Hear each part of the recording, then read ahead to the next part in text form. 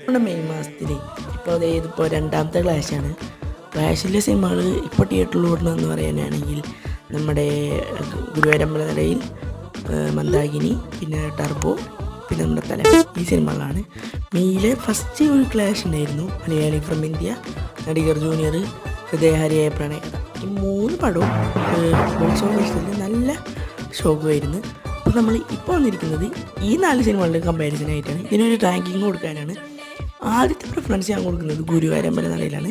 നിങ്ങൾ ഗുരുവായൂരമ്പലനടയിൽ കണ്ടിട്ടില്ല, ഈ 4 സിനിമയിൽ നിങ്ങൾ ഗുരുവായൂരമ്പലനടയിൽ കണ്ടിട്ടുണ്ടെങ്കിൽ ഗുരുവായൂരമ്പലനടയിലാണ് മസ്റ്റായിട്ട് കണ്ട ഒരു കിടിലം മൂവി. രണ്ടാമത് പറയുന്നതാണ് നമ്മുടെ സ്വന്തം തലവൻ എന്ന് പറയുന്ന സിനിമ. കിടിലൊരു ത്രില്ലർ സിനിമയാണ്.